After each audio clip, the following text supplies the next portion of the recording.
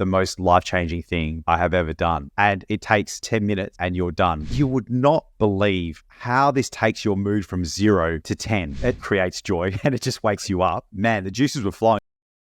Welcome back to another episode of the Ben and Bergs podcast. I'm Ben, your favourite high school dropout and founder of Collective Shift, alongside Ms. Bergs, your favourite MBA and COO of Collective Shift. Join us as we bring you world-class crypto research and strategies to help you dominate this crypto bull market, as well as a behind-the-scenes view of us scaling a fully remote subscription crypto business here in Australia. And if you like listening to the podcast, we'd love for you to follow us on the podcasting app that you're listening to, or if you're over on YouTube, give us a subscribe. It helps us massively grow the podcast and bring you new content every week. And today we thought we'd touch on how do we get the most out of our day. And I think for personal development junkies like us, you can probably resonate with, looking at different tactics, different routines, different things you might do to wake up better, feel more physically fit, mentally fit, how to get better sleep. We both wear Whoops to track our sleep. We're both constantly trying new things, and we share with each other new ideas and things that we learn along the way. And, there's been a few things that we've added recently, Bergs, I think have been really cool. And a couple of things you showed me that I want to touch on today.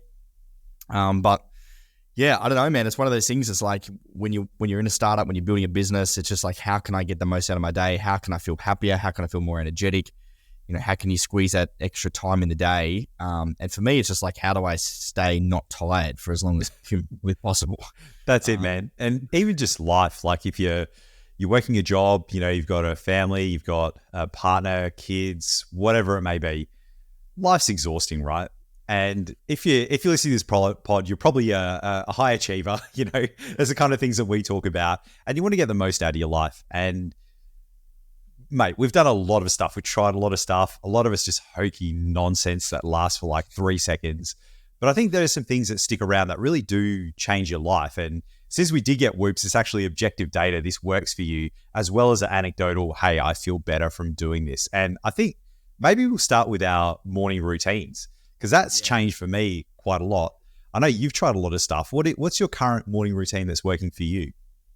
Yeah, so as of 2 days ago, you've added another thing into my morning routine. So I've done that, but before that, it was get up and meditate for sort of anywhere between 10 and 20 minutes, and then journal, and then go to the gym. But what I'm trialing at the moment is actually doing gym of an evening, and I've only been doing this for a couple of days now. But the reason I'm trialing gym in the evening is because I have more time in the morning to have a slower start, and I love a slower start to the day where I can sit down. I've gone to a coffee shop the last 2 days and journaled. So I've gotten up, I've meditated, and then I go and grab a coffee at a coffee shop for 10, 20 minutes and just journal. And I feel as though I have way more time of doing that, sort of that 8 o'clock time range. I'm at a cafe, I'm journaling, I'm writing out what I need to do, I'm looking at my to-do list, and then I'm into work by 8:30. Versus if I go to the gym, I might not get back from the gym until 8:39. I'm hungry.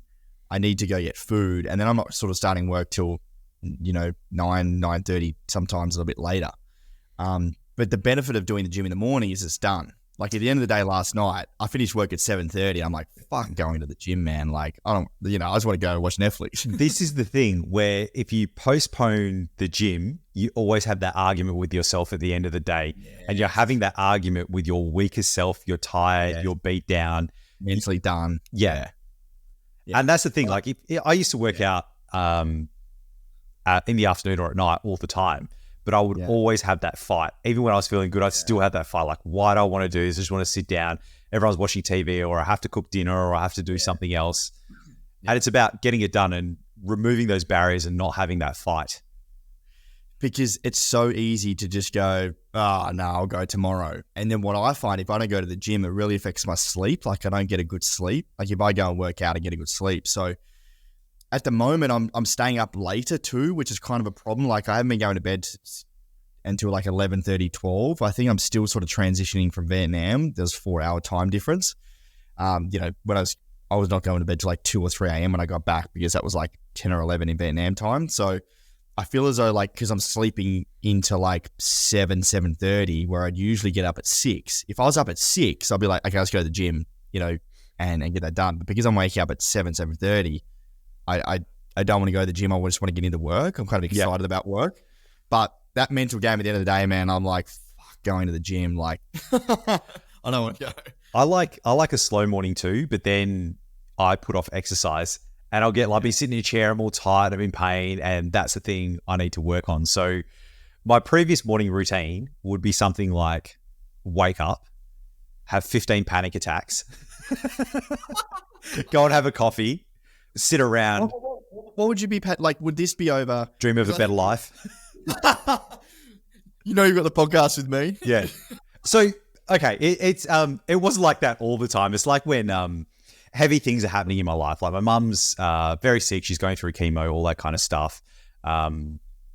Lots of other things going on just with family. And plus, like, work's quite heavy. And it's all of those things that really add up. And it's weird because I think it's something that I've almost trained myself to do. You and I spoke about this like off air, where you're a high achiever, you're an idiot, you put too much into work, you want to do everything, you're sprinting marathons, and you go, like, you're constantly in that state. And no matter what you do, I have to be efficient, I have to go and water the plants, then go and exercise, then do the next thing. Then you just keep doing and doing and doing. And as soon as you wake up, that's what your body does. You've trained it to be like, well, I've trained it to be like, hey, what are the things that are happening in the next week? What do you need to get done right now? How can you stop, like, events from happening or too much happening or spreading yourself too thin? Like, it just, how you were saying, like, when you were on holidays, you felt a similar thing? Yeah, I get that. I still get that now. Like, if I'm, okay, let's say even today, right? 30 minutes before this podcast, we started the podcast at 12:30 and it was 12 o'clock. I'm like, I've got half an hour.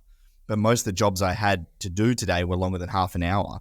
So I get anxious that I'm not using that time to do something because I don't know what to do because I'm not going to have enough time to complete something. And because I'm like, hey, so ADHD, I have to complete something before I can go to the next thing. Like, I can't leave a task. Yeah. So, I've tried to find a couple of smaller things, but that feeling of like anxiety based on if you're not using like 20 minutes the best of your ability is like, it's bad, man. Mate, the free-floating anxiety. I'm reading a book called Radical Acceptance. It explains through all of this. I'll do a pod on it when I've finished it. But that's exactly what it is. And you've got the task focus and task completion as well. And it's like, we attach our sense of worth and achievement to completing those tasks and how much we've done, when in reality, we're completely fine the way we are.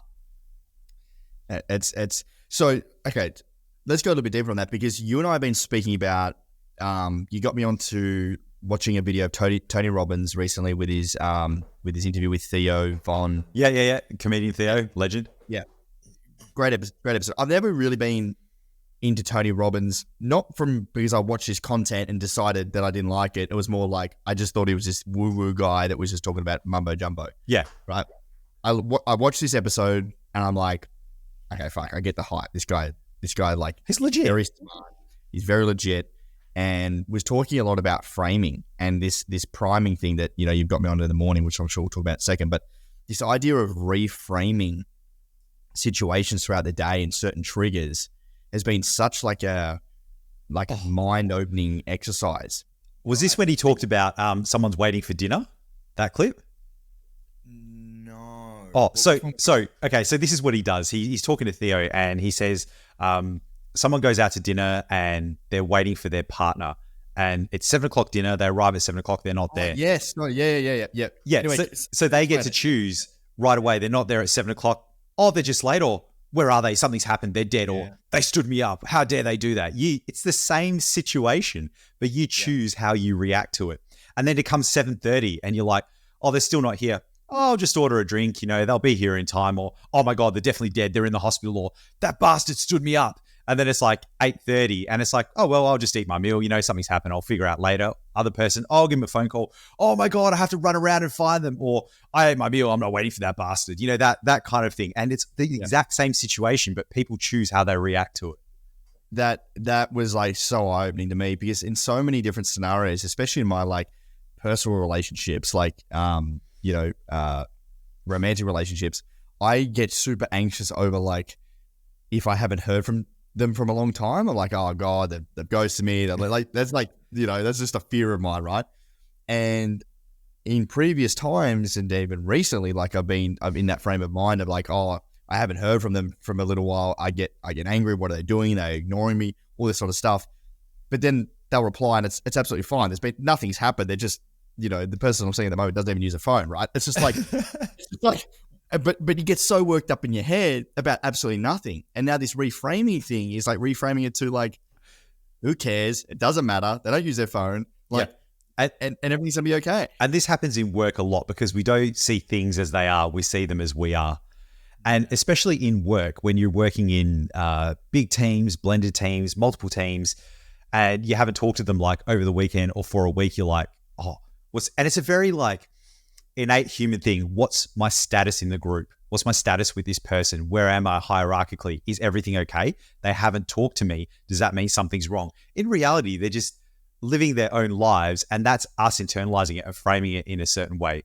So we've applied this a lot in our business. We'll get to that, but let's apply it to my morning. And when I'd wake up, I would have these types of thoughts like, what's happening? What's the team doing? Because you guys are 3 hours ahead of me.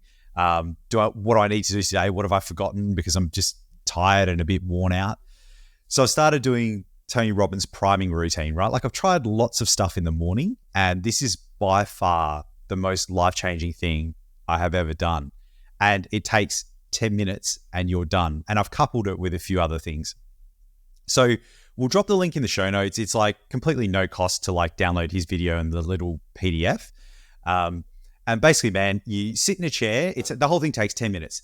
And you do breathing, 3 sets of 30 seconds. And it seems like the hokiest thing, but man, it works. So I either lie in bed and it's hard for me to get out of bed, and I've usually got like a bit of pain in my back and I'm tired, and that starts to breed like anxious thoughts. Then instead of just noting the thoughts with like, hey, this is a feeling or thinking and a direction of it, I actually feed into it and it creates a spiral. So to do that, to get rid of that, as soon as I wake up, I'll go on prime. So this is what you do. You sit in a chair and you hyperventilate for 30 seconds. It seems so weird, right? But you're going in and out through your nose, and you're reaching up with your hands, and as you breathe in and as you pull down, you breathe out through your nose. So it looks something like this for like 30 seconds with your eyes closed, right? Then you wait 30 seconds and then you repeat that twice more. So altogether it's 3 minutes. And you would not believe how this takes your mood from 0 to 10. And it just wakes you up instantly, and I'm moving my body and my back doesn't hurt anymore. And it just that part is amazing. Then after that, you put your hand on your heart because your heart will be beating fast because you're hyperventilating, and you just feel and you just breathe for 30 seconds. So that stops me worrying about the future and everything else. It just connects me to the present. Then to combat anxiety, what do you use? You use gratitude. So you think of 3 things from the past, present, or in the future, and you are grateful for those things. And you really need to think about them for 1 minute each. So for me, it might be like, we just got a puppy. So I'm very grateful we've got our puppy. These are the things I like. I really sit with that feeling and let it consume my body, and then move to the next one. So I just wanted to jump in here, Bergs, because one thing that really it triggered something in my mind when Tony was talking about this, is like if you have the feelings of fear or worry or you're scared, the way to defeat those feelings is to feel the opposite feeling. You can't feel both at once. You can't have fear and gratitude at the same time. Yeah. So you combat those feelings with the opposite feeling. And I'm like, that's so simple, but makes so much sense. So the opposite of fear is gratitude. So like if you're fearing something, you're scared of something, let's say in a personal relationship, you're fearing something, they're going to leave you, they're replying, whatever. You combat that with gratitude. You think about all the great times you had together, the time you went, on a trip together, or, you were like those moments that you're like, oh my God, life's amazing. We don't look back on the things that are amazing or the things we're grateful for. And that just immediately, again, so what are you doing? You're hyperventilating, moving your arms. It just creates joy and it just wakes you up. And then you're getting back to the present by putting your hand on your heart. You then got 3 things that you're grateful for. Then the next thing you do is just a visualization. So it's imagine a colored light calming down, filling your entire body, healing anything that needs to be healed, solving any problem that you have. and it's strengthening the best parts of you. And the light comes down, goes in, and comes out again. And what you're doing again is just thinking of the positive things, positive feelings, recognizing your body, scanning and being present again. And then the next one, I've actually skipped this one. I didn't realize it was in there. Send all the healing and strengthening energy you've received out to the people you love. So I guess that's the part where it goes out. So, and again, what are you doing? You're thinking about your body, you're scanning down, and you're feeling amazing. It's solving all the problems that you have. And then you're sending it out to the people that you love. So you're connecting with other people and thinking about them. You're actively thinking about the good things in your life, which is incredible. And the final thing is, one by one, think about 3 outcomes or goals you want most and imagine that they are complete and celebrate the feeling of that. So I'm going from, I don't want to wake up, I'm in pain, I'm feeling anxious about stuff, to, oh, I'm moving my body, I feel great, I'm present in the moment with my hand on my heart, I'm grateful for a bunch of things, I'm healing my body and sending love to everyone else. And then I'm focusing on the goals that I want, and that's the feeling. So it completely primes you for the day. This is the most amazing thing. And I've coupled it with 2 other things. 2 other things are a cold shower afterwards, because it just puts me in a good mood. And I've got a book by Ryan, I think it's Ryan Holiday, The Daily Stoic. And it's literally 1 page with a Stoic quote from someone like Marcus Aurelius, and it explains it underneath. And after that, I'm good to go. Now, the one thing I'm struggling with is to have the perfect morning, I need to couple that with exercise. So at the moment, I've got no problem going out and going for a walk or a jog or getting on my bike, whatever it may be, but I want to build a specific gym habit. So the next step is, as soon as I've done that, I go straight to the gym, and that will be just amazing. Even if I only go for 20 minutes, Ben, it doesn't matter. Just go to the gym. It's only down the road, do something and come back, because it gets me out of the house. It gets me seeing other stuff, other people, exercise, and gets rid of any residual anxiety. I love it, mate. I love it. I love the priming stuff. I cocked it up this morning as well, but still felt great. And that visualization I love. Like, how good is it? I've done it before, but like not on like a daily level, when you're visualizing things being ticked off and you celebrating that win. Like, I was just so fired up. I was like, let's fucking go. It's time to go. Like, I was jumped out of bed at that point. Bro, I've actually been doing this wrong, where I've just been thinking about the things I want and the feeling I have like towards it, not actually like, what would it be like if I was very fit and my body wasn't in pain? Like, that's like one of my goals. And then my other ones are like to do with relationships and self. And I'm like, what would I feel like if they were done? So, mate, tomorrow's going to be lit. I can't wait for that. Well, mine was way more like, okay, like I'm going to complete this, webinar tomorrow night, and I'm going to crush it, and everyone's going to love it, and there's going to be so much value, and then people are going to join us at Collective Shift. And then others were like, we're going to achieve our revenue goal, and then like what that's going to feel like, and then how that's going to change the people and lives around us, and like our staff and our members, and like and then you think about what life is like at that point in time when you achieve that, and you look around it, it's like it's pretty motivating. Absolutely. And for me as well, the thing that really works is putting myself first. So I'm doing something for myself, because I'm the kind of guy that will do everything for my family, for work, for friends, and then leave myself in a heap.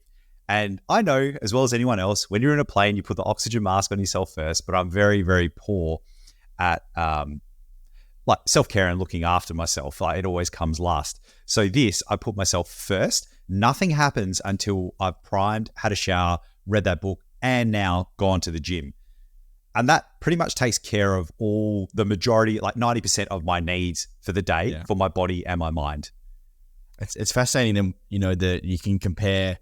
Well, I can compare when I don't do those things, those solid things in the morning, how I find it far more difficult to manage the stress and anxiety of the day. Yeah. Like, I'm just less, I just sort of, I'm less, what's the word? Not confident, but like resilient. Emotional resilience to deal with that. Yeah. And I also think like when I do that and it's out of the way, I feel like the day's already done. I've already achieved. Everything else is cream on top. Whereas if I have to exercise at the end of the day, I start to feel guilty, and I have these negative kind of talks where I have to guilt myself into exercising when all my body wants to do is rest. And I'm like, well, I should listen to my body. I'm like, yeah, but I should push myself hard and like, Goggins, stay hard kind of thing. And it just comes into this weird thing. But we've also coupled this in our business as well, where, everyone tells you about hustle culture and you have to get after it and you have to work 47 hours a day and do all this crap.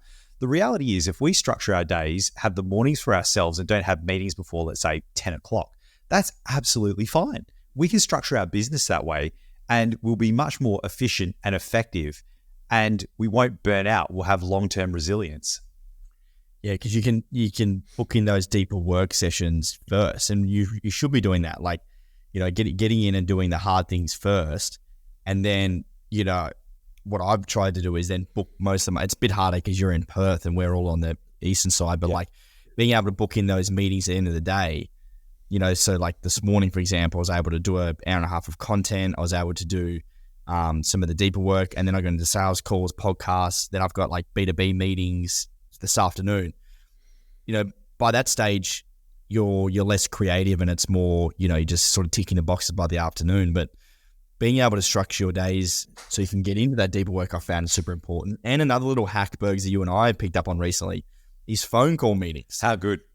How good are phone call meetings? They're the best, man. Like usually we'll just sit in front of a computer, go through a Notion doc, talk through stuff. You're sitting in a chair, you're not moving around, your back's hurting. It's just the worst. Everyone knows what I'm talking about. You be sitting in those meetings with a bunch of people you don't care about, hashing over a bunch of bullshit, and you're not really creative. You're not solving new problems. It is just terrible stuff. And yesterday, we've actually separated out our meetings. We used to have a big meeting, then a couple of smaller ones. And now we're like, no, because we're chopping and changing. We're trying to use our brains across too many contextual environments. Like, no, let's have, we swapped it out. I'm like, let's have a B2B meeting. Let's have a B&B strategy meeting. Let's have, a sales meeting. And so that way we know what we're going into and we only talk about that thing. And future things we don't have to be at each other and be like, oh, what about this? We know there's a space next week to take it to that meeting. So Ben, you gave me a phone call and man, the juices were flowing. I don't know about you, but I got my new little wireless headphones, my Pixel Buds. I got the whiteboard behind me and I'm just whiteboarding away with all the ideas we had and it was phenomenal. It was creative, man. You're not creative sitting down, chewing through a list of 408 things that you got to do. It becomes more of a chore where like the meetings we had on B2B stuff and even the Ben and Bergs podcast session we had last night, that was awesome. We spoke for 45 minutes on just like a bunch of different cool stuff we want to bring you all. So yeah. And I needed to get out of the house. And so I went down to the river and just walked around there. And I was just thinking like, what could life be like if we really reached for the stars with Ben and Bergs? And mate, we had some cracking ideas and it was just so good to get all of that out of my head and onto paper and focus on some strategy for it. Yeah, no, I agree. So I think the walking meetings has been a winner.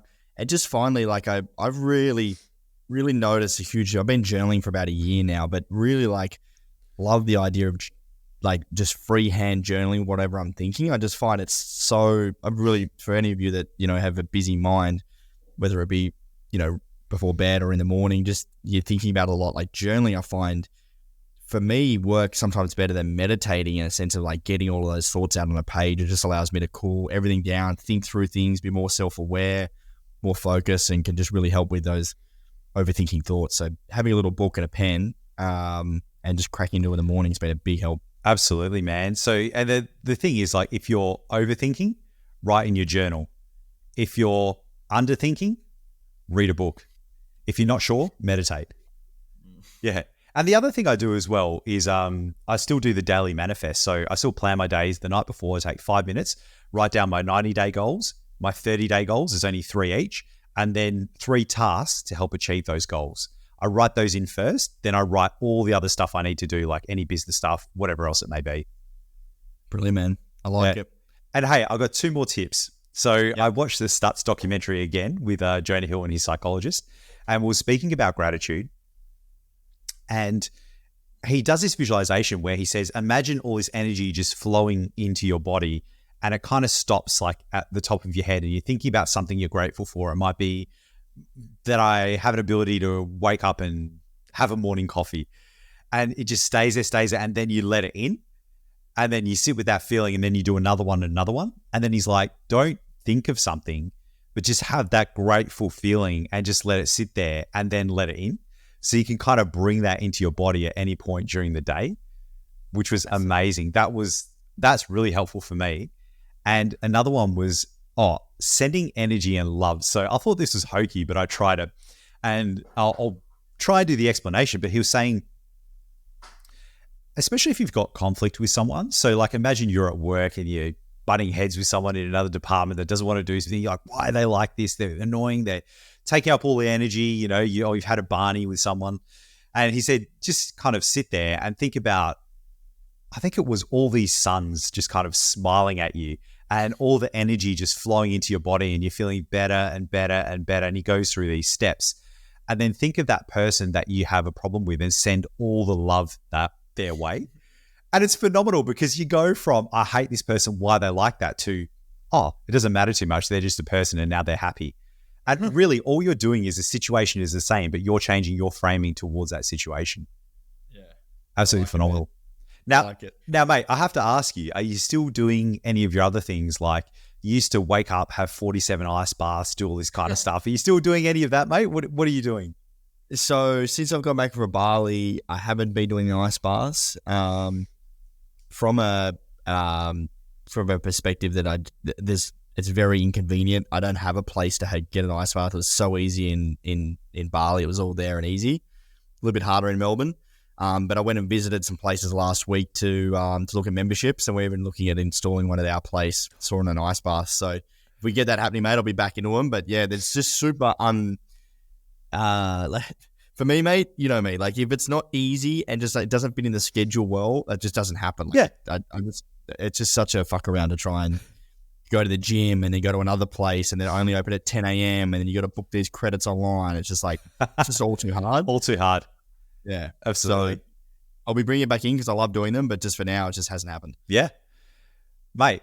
Just those few little things that don't take very long to do really set you up for success. Let's actually, a couple of things we haven't talked about. So we've talked about kind of the mindfulness, framing, gratitude. We've talked about exercise. We haven't talked about sleep and diet. So there are two massive changes for me. So since the start of the year, people tend to go, and I've been caught in this trap where like, I'm not going to eat like sugar ever again, and I'm not going to drink, and that's going to be my life. But we all know that's not sustainable. So I was like, look, I just want to cut down the amount of like sweets I eat. Sweets for me is like dessert and stuff like that. Amount of processed food and amount of alcohol. So I probably only had, I was on holiday, so that was 3 times I've had like maybe half a bottle of wine in January, just with dinner, which is fine.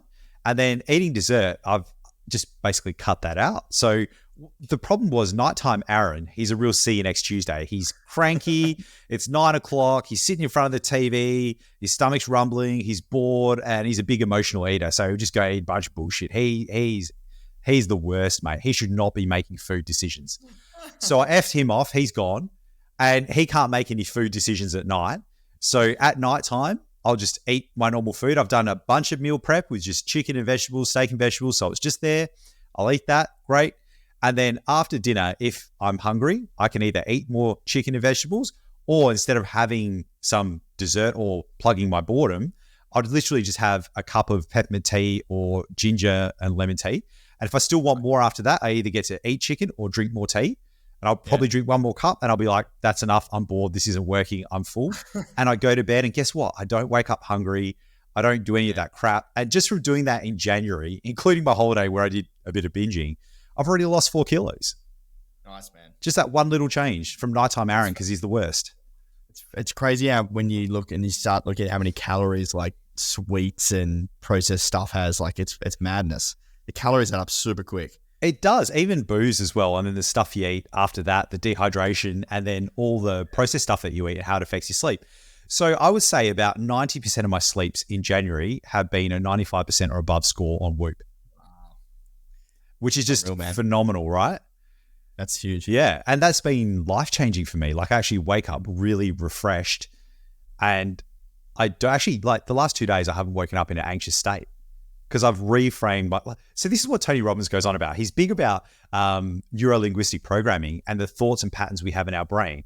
And those ones that don't serve you, you need to replace them with something better. And that's what I'm doing through priming. Yeah. Those thoughts serve me better. I get a better response from it. And I'm slowly replacing all those old patterns in my brain. And those old habits are going away. And it's like, it's amazing when you think about it. It's phenomenal. Life changing. How's your eating going, mate? Like you used to love going to Bali because all your food and everything was kind of prepped. Do you do a meal prep service? What are you doing in that area? Yeah, so worked on this a fair bit as well. When I was traveling around in Melbourne and I was living in hotels and Airbnbs, it was super hard. So I was eating Subway, I was eating takeout, I was going Guzman Gomez, you had that GYG app on lock, mate. And I still smash Guzman and Gomez. But I get pre-made meals now. So I get the microwave meals. There's a place down in where I live in Prahran, just down the road, that is like a storefront shop. You can go in and get the ready-made meals. Oh, awesome. And they have like protein shakes. So at the moment, yeah, I am not eating breakfast. I am basically getting up, having a coffee, and then I'll have a pre-made meal around 11:30. Just trying to look for anything with protein. Then I'll have a protein shake, and then that'll usually last me through to dinner, where I either have Guzman and Gomez or have another ready-made meal. Have been getting into the barbecue shapes lately. Fuck it, they're so good, but I need to cut that back. My housemate's just got so many. I usually don't have snacks in the house, but my housemate's got a shitload of snacks. I'm like, they're just looking at me, man. I hear them munching away. You hear that sound. You're like, oh, give me that. You mentioned a key thing about protein, and that's been a huge diet change for me. It's simply like cut out sweets as much as you can. You know, if you want ice cream, have the ice cream, but just don't do it every day. Yeah. The second thing is eat like cleaner food. Like don't eat pre-made food or fast food or eat at restaurants all the time or takeaway. Just cook your food. Just do like 80% of your meals meal prep at least. Yeah. And then seek out protein was the big one. Yeah. So I'd get hungry. I'd bake like a sandwich or have heaps of carbs or do something stupid because I was so hungry. So I'm eating before I'm hungry. And because I'm eating so much protein, I'm satiated. So I'm not actually hungry, but it's time to eat. So I have to eat. Yeah. And just those few things are just phenomenal. I actually don't get hungry anymore. That protein is a big one. That's what Geordie, our PT, got us onto, was just like, you just need to eat protein. If you just eat protein every meal and you cut down carbs and you try and eat less calories than you burn, you're winning. Oh, and eat an appropriate amount. So I think like daily dietary guidelines are something like 40 or 60 grams. You're going to wither away if you eat that. It's usually like, 2 grams per kilo. So for me, it's like 200 grams of protein. Easy. Yeah. And if you're eating that, you will be full. Yeah, totally agree. And that helps with sleep too. So I've also really cut back on alcohol. So I hadn't drank in about 4 weeks. You went on your Vietnam trip and you didn't even drink, mate. That is unbelievable, where the beers are like 20 cents or something. Like they're really cheap. Mate, I didn't, it was my first holiday that I hadn't drank on for about 2 and a bit weeks, didn't drink. And you know what, got to a point where I just, and still, and you recognize that even like late last year when he came over, like I just don't feel like drinking. It's just not I don't know. It doesn't make me feel good. Yep. I get anxious the next day. I get a shit sleep. Like I just don't feel great when I drink. So I'm just not, just not excited about the idea anymore. You're right. Like when you build a habit, the way to make it stick is you change your identity. Like I don't do that anymore. Yeah. It's like, I don't binge sweets every single night. Like I don't get shit-faced when I go out with someone else. I'll have like 1 or 2 drinks and that's it. Like I just don't do that anymore. And that's how it really sticks, where your identity no longer aligns with that activity you were doing. Yes. But I'm also not saying like I don't drink alcohol, but be like yourself, like if I want to have a drink, I'll have a drink. Yeah. I want to be like locked into this like mental corner where I'm like, no, I'm never having a drink again. But it's like, well, if I want to drink, I'll fucking have a drink, but I just don't feel like it. Life doesn't work in absolutes, and humans are imperfect. We need to accept we're imperfect, right? Like there's extremes, like if you have, dysfunction, you're alcoholic, okay, don't drink. Yeah. But if you just want to cut back, every now and then is okay. Just monitor where you're at and do it with balance.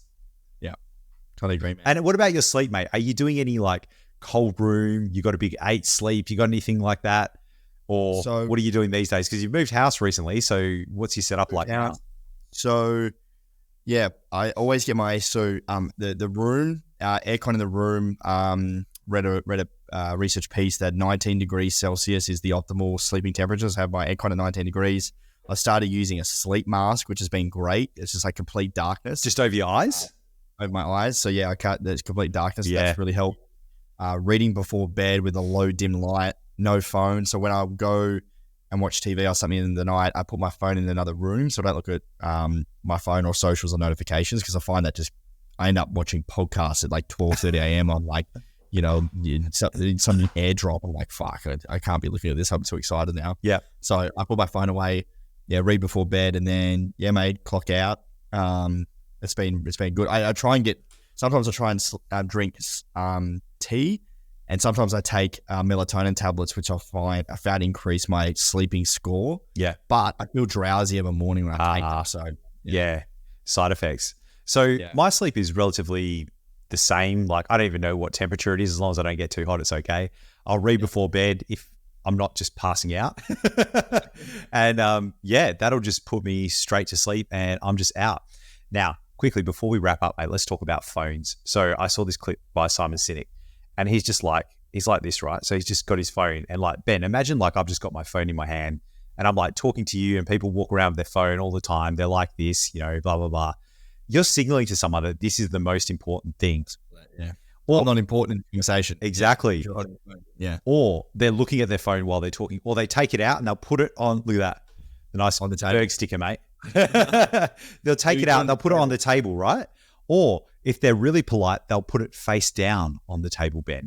But they're still signaling, this is here, this is more important than you. And he started to say, if you're thinking about your phone and your messages, you've got a problem. If you have to take it everywhere with you, you can't leave it in another room for half an hour or an hour. You've got a problem. If you go out to a restaurant, just take one phone with you. Let the people know where you're going, and you can call that person, leave it in your partner's handbag, or you put it in your shorts or whatever, and people can still reach you. It's okay. But we've developed these attachments to our phones, and I've completely deleted every single app off my phone, and it is just joy. And guess what, Ben? I don't miss any of it. And my life is so much better. I left my phone for like 6 hours in the other room. If someone calls me, I'll hear it. That's great. If they're not calling me, it's async. They can wait. And I wanted to know, because you went really deep with your phone and changed a lot of your behaviors, but you also do a lot of social media stuff. So where's your phone use at now, and how do you think it affects you? Yeah, I've decreased it a lot. I think what I'm really focusing on now, I've tried a lot of different things. I'm just focusing on not scrolling socials. I think that's where, like, consuming too much content, that's where I sort of got caught out. And then also in the transition periods throughout my day, toilet, coffee, train, whatever, I've tried to replace those periods of time where I pull out my phone to look at something with something else. So, for example, today I went down and grab a protein shake while I was waiting for it. I usually pull out my phone and check what's going on. There's a basketball hoop in the courtyard, so I just played basketball. Or like today on the train, rather than scrolling socials, I made a couple of phone calls to my EA, organize some things. I'm trying to use that time to be more productive or just rest versus pull out and consume more content. That's awesome, because your life just gets sucked away. And this is how you get to a better place. You replace one habit with another, with just a better habit. That's all you do. Yeah. That's what I found. You've got to replace it with something. Same with me trying to cut down on my no sugar Coke. Like, I've had to replace it with something. Like, I'm drinking probiotic drinks and like water or tea or something. Yeah. Versus, or a protein shake versus, just cutting it out altogether and not having a replacement. Yeah. Just move to a better position. That's all it is, mate. Constant iteration. Yeah. Okay. Epic, mate. Great episode. I really enjoyed that. That was fantastic. I'll listen back to this one, man. We covered a lot of ground. We'll put a link to the Tony Robbins stuff. Download the video. It's 10 minutes. Give it a crack. It might change your life. It might change your mood. And hit us back as well. So nowadays, people can hit us up on Spotify, so they can do comments and everything. We'll see those. We'll reply. Same with YouTube. Hit us up on Twitter. Let us know what your morning routine is. Anything you think we should try from what we've said that will really benefit us. I'd love to hear it. Yeah, let us know, guys. Thank you so much for listening. And if you've got your own personal routine or something we missed, we'd love to hear from you. We're always trying to improve and innovate, and we'd love hearing from all of you. So hit us up on Spotify, or you can hit us up on Twitter at Ben and Bergs on Twitter. And please give us a follow on the podcasting app you're on. It really helps us out and helps us grow the channel. And if you're on YouTube, please hit subscribe. It does help us out a heap. Thank you so much. See you, Bergs, on the next episode. See you, mate. Thanks, champions.